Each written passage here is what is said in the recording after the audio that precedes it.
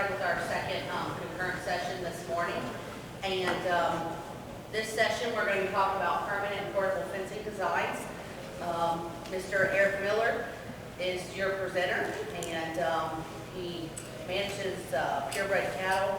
He also is co-owner of Miller Fencing and fence construction, agriculture sales for Freefords, True Tests, and a few other places, and Gallagher and Stay-Tuff fencing.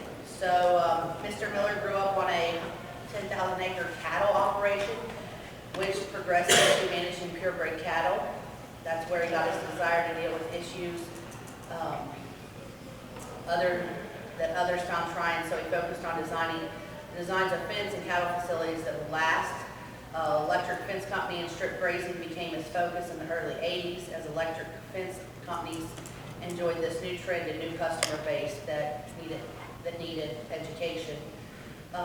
Snell Gallagher, now Gallagher, put Eric on a list to handle demos, talks, and even fence construction for them through the 80s. Eric's experience with the producers, being a producer, and with fence gives him a unique approach to fence. He doesn't look at fence as today's project, but as tomorrow's maintenance issues, as he believes fence should last at least 20 years construction. So thank you for presenting today.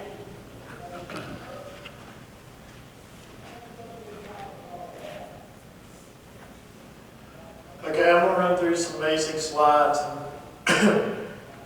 As we look at fencing, some of the things that we need to keep in contact as we look at fencing projects is the longevity of our projects. So we have to take a different approach to the projects if we want that longevity out of our fence structure. When fencing originally started, it was much like bridges was back in the 60s. We thought fences had to be big major structures that had to have a lot of physical integrity to them. We have found out through the years that we need to put give and expansion in our fences. If we allow a little bit of give and expansion in those, we can do with a lot less structure, a lot less physical structure. So fence design has changed from the 60s until today. And when you look at bridges today, you'll notice that they're designed so they can flex. You don't see this big massive structure above them. And that's what allows those bridges to give as vehicles run across them, but it also is what makes them last over the long haul. We're going to cover some different types of fence structures today before we get into kind of maybe talking about some questions that you might have. Some of those would be Barbar, a low carbon fence versus an electric fence or a high tensile fence. Excuse me. And then we're going to talk about some electric fence and how it works and how you get about some temporary fences and portable type fencing to benefit your operation. Some facts about Barbar is, Barbar in West Virginia, I know from living here in West Virginia and operating in West Virginia, that it's been the go-to fence. It's quick, easy to put up. A lot of guys say, well, I do Barbar because I can't do anything else. It's the fence that I can go nail to my trees and I can get by. Some things to consider about Barbar is, all the Barbar in the U.S. market right now is reverse twist Barbar. And reverse twist Barbar is an important characteristic. And that's what we see when we go out and a limb falls on the fence. We see two individual strands and we see a barb missing. And the reason we see that is because every time that machine puts a barb on the fence, it actually spins the different direction. And that different direction of spin is why there's so much elongevity or stretch in your fence structure. So when we see that expansion in that structure, that's the sag that you convert to your cows eating through your fence or your livestock putting pressure on your fence. Or it's what you see when that tree falls on it and we go back to that two strands and that barb missing. It's because every time that barb's put on, that machine switches direction. Barbar is not to be stretched. We see tighteners in Barbar all the time. That is a no-no. You're actually taking the life out of your Barbar. Because you're stretching it, you're reversing that twist. When that twist is gone, you actually lose the strength and the structural integrity in the wire itself. Barbar across the board is a poor deterrent to animal pressure. I have farmers say, well, that barb is what keeps my cows in. They don't like it to be against them. And then my standard reply is, have you ever seen hairballs on a barbed wire fence? And the farmer always shakes his head, yeah, we have that at our place. Well, how do you think those hairballs got there? It's when licensed cattle decide that that fence feels good. If you ever try to take a hairball off of a barb, you realize how tight and compact that hairball is. That doesn't happen by her just glancing along one side of it. It happens by that cow standing there working that barb wire. So those barbs are actually encouraging your animal to get into the fence. And the other thing is, in West Virginia, we see a lot of times, and we see this across the country, is barbed wire gets electrified. When barbed wire gets electrified, it's an issue. It's a liability for you. So you'll never, well, you shouldn't find fence reps that's actually endorsing that procedure, because that is a complication as far as liability and insurance is concerned.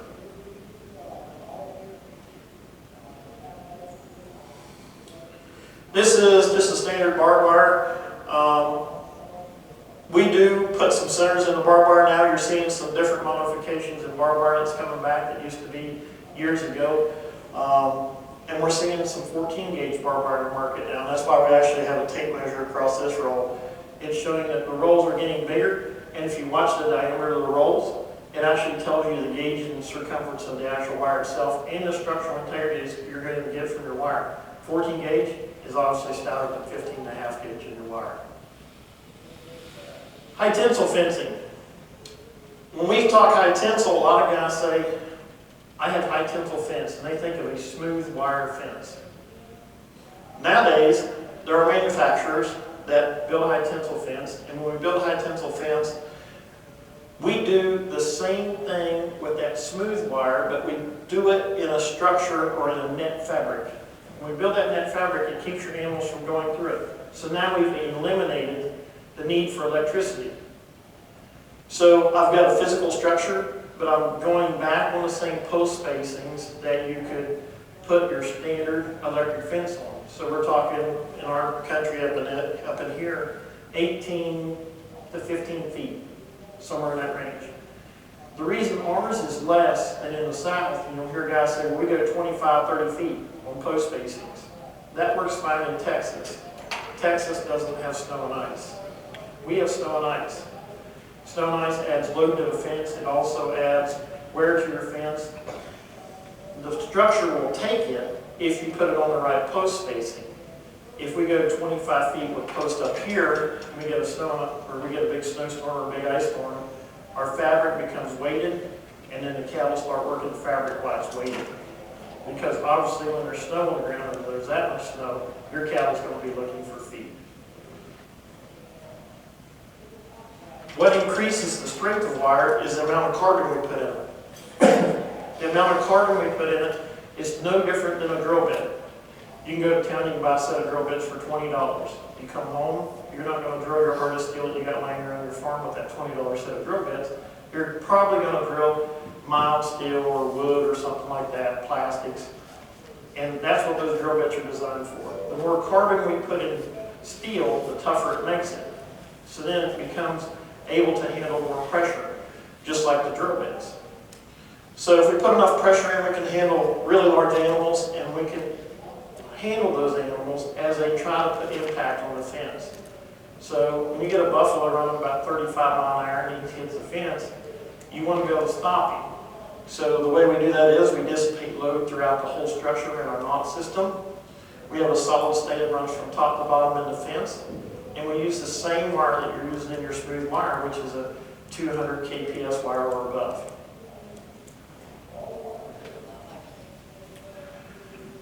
People always ask me, well, we have deer issues.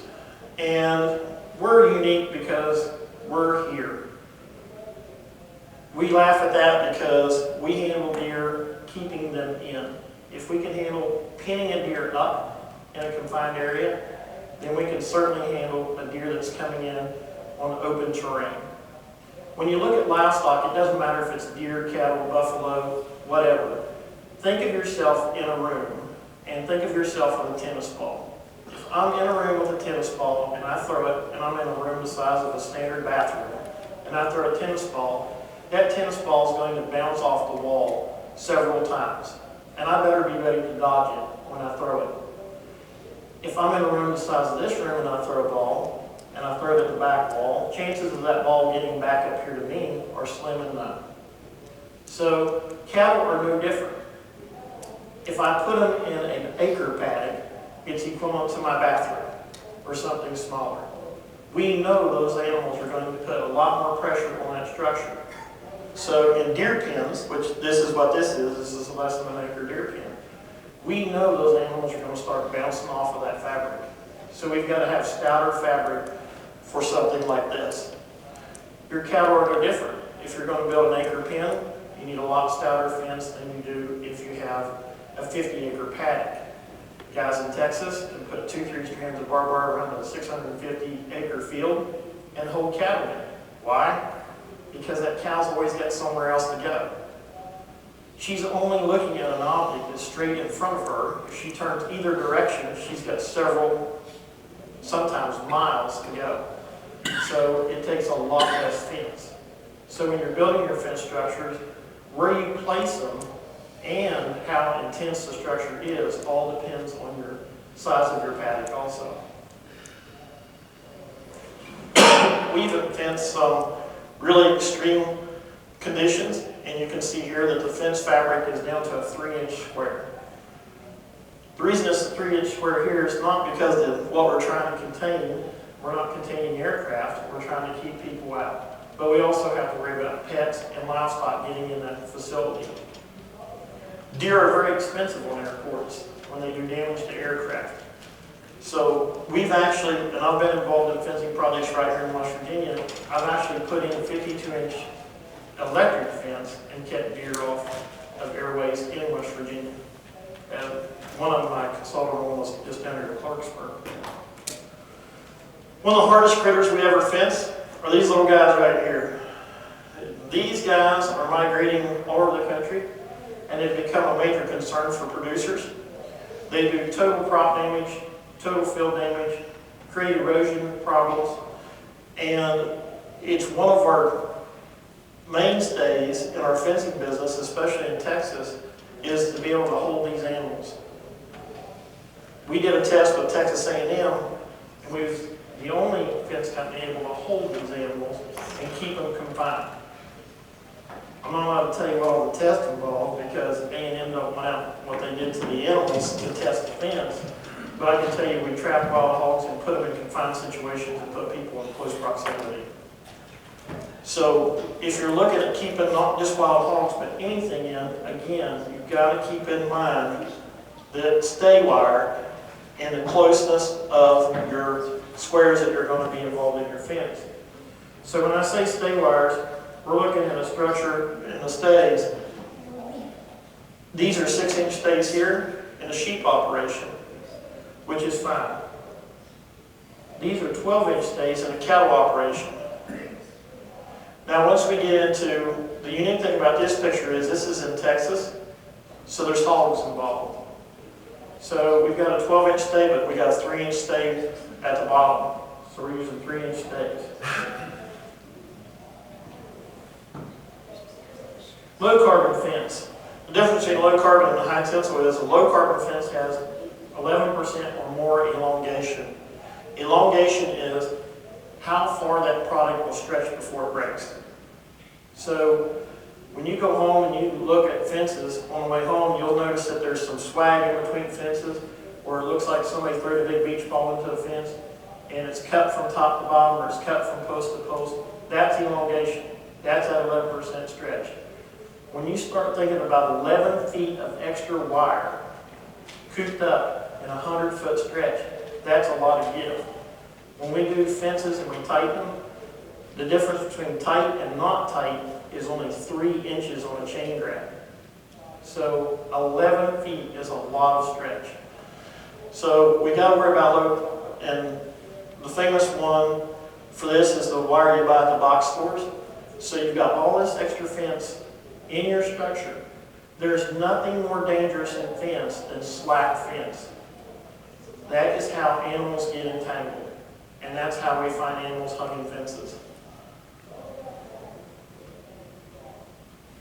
Also typical in low carbon is braking strength. So we can go to a 9-gauge product versus a 12.5 gauge high tensile fence, and a 9-gauge product is still going to have half the strength, even though from the naked eye it's going to be considerably bigger in the circumference of the actual wire.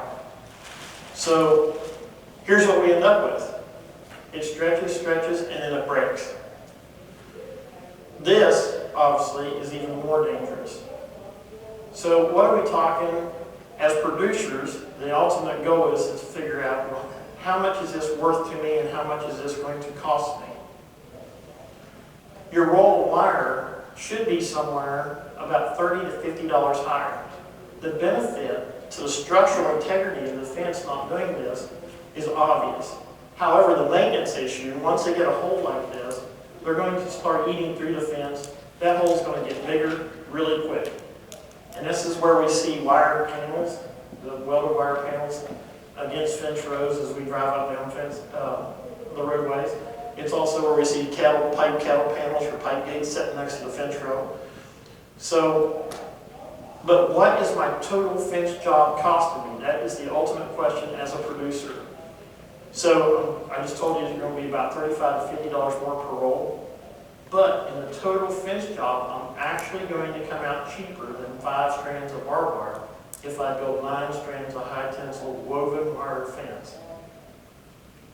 So the other benefit to that is not only am I cheaper in my total cost, I'm also going to be quicker in my fence project.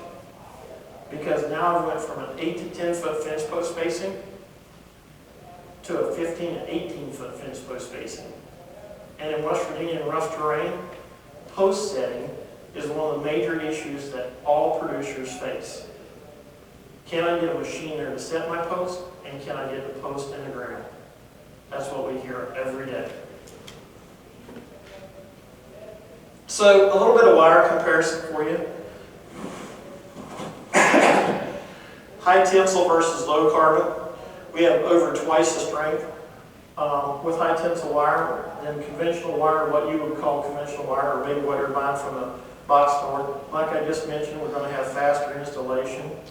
We're going to have an increased cost for wire, but we're going to show that back in a benefit and a decreased total job cost. I'm going to buy less post and put less H braces in. My high tensile products will last longer because it acts as a vertical trampoline. So when livestock or it receives pressure from deer or whatnot, it's going to absorb the pressure. The spring in the fence is going to put the pressure back off of itself. It's more adaptable for terrain. In a low carbon product, you're going to have less tension curve in your product, and because it wants to stretch. When you go through a dip or a gully, come across any terrain variance, it's going to affect how that product conforms to that terrain, but it's also going to make it stretch even more, which you're going to make it reach your breaking point even quicker. There is increased safety for livestock because of the vertical trampoline effect, and it's a lot easier to maintain. You're going to put less effort into your fence. Coatings. Coatings is one of the major questions that we receive on a daily basis as we travel the country. People do not understand how thick the coating is on their fence wire. So commercial coating, for example. If we go to town and we buy a commercial cleaner, that tends to be a lot better cleaner. It's stronger, right? It's commercial grade. That is false in galvanization. It's actually below class 1. Commercial galvanization in fencing, there is no standard. So anything that says commercial galvanization on it, that's the least you can get on the wire. Class 1 would be the next tier up, and you're looking at somewhere around 5 to 7 years in life. I've got two people here. ZA is zinc and aluminum. We know by livestock trailers and equipment that we buy around the farm, aluminum is a great product to put up against the acids of livestock. It does wear against the acid of livestock, but at the same time, it's one of the coatings that we found lasts longer than other coatings. It still has zinc. Zinc is what is commonly referred to as galvanization. The unique property of galvanization is when you put class 3 galvanization on, you get a self-annealing coating. What that means is if we actually take the steel down to zero coating by scraping it, rubbing it on a fence staple, the galvanization around it actually tries to keep that wire from rusting. It's the only coating known to man that does that. And that's why when you get in the dairy business, you see so much galvanized product. It's either galvanized or stainless steel. It's because in the dairy business they use acids to clean all the time, and it's a highly acidic environment due to the feed products that they feed the cattle. So they need something that's going to actually fight what is trying to do damage to the steel. And that's what we see in zinc alone. So zinc alone, and the reason that year spans are getting so big up here is because depending on the acidic level, it depends on how long it's going to last. But commonly we say 20 to 30 years on galvanization.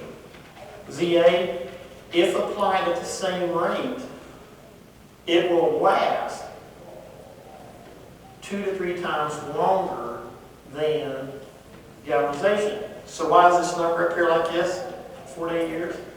Because what they did is they've taken the galvanization. ASTM said, well, wait a minute. This product lasts 2 to 3 times longer, so let's cut the livelihood back. And we'll still let it be called, or let us cut, not the livelihood, but let us cut the thickness back.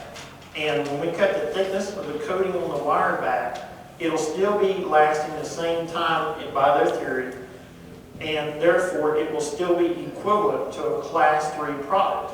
So we'll allow it to be in a class 3 standard.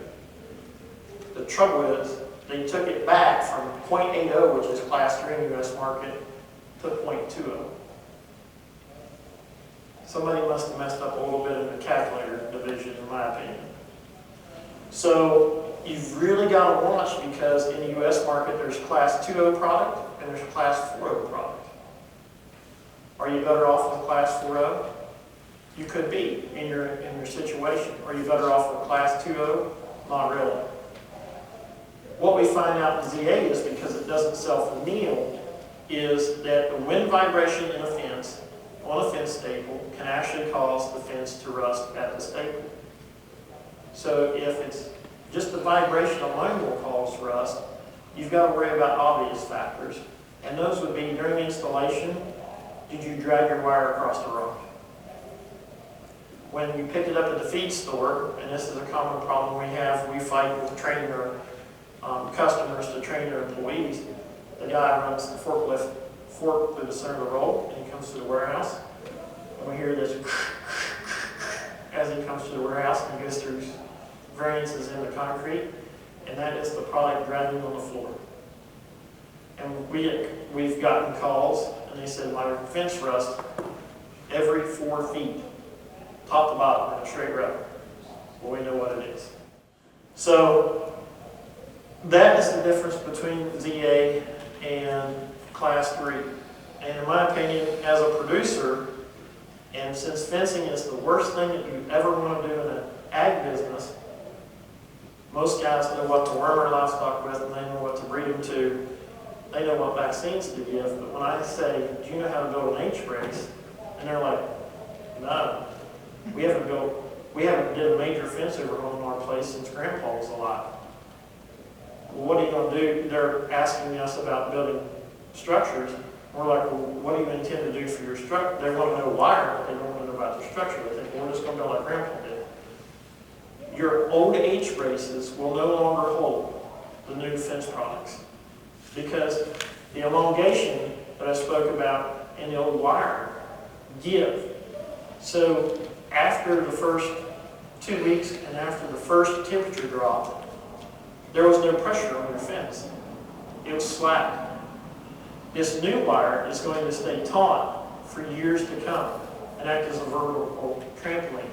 So that vertical trampoline, what it's doing is, every day, every wire in that fence has 200 pounds of pressure on it at least.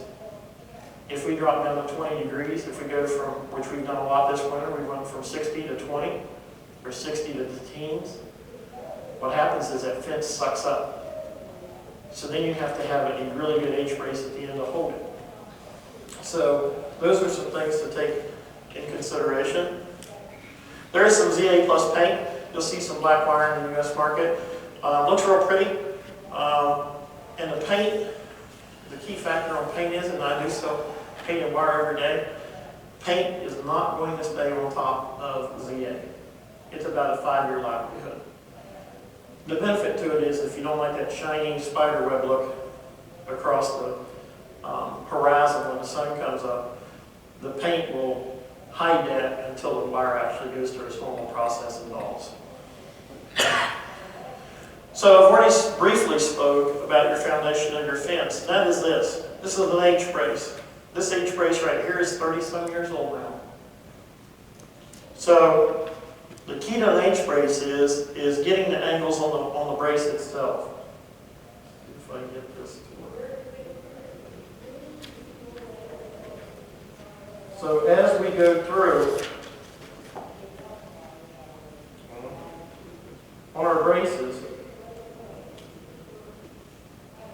you're going to see, well, my pen's not going to work. We have an angle in that pole, and as that pole is set, that is set by design. We want 3 inches leaning away from the pole. So if I'm pulling on a fence structure, I want that fence structure, I want that brace to be no different than if I throw you a rope and say, I'm going to pull on you.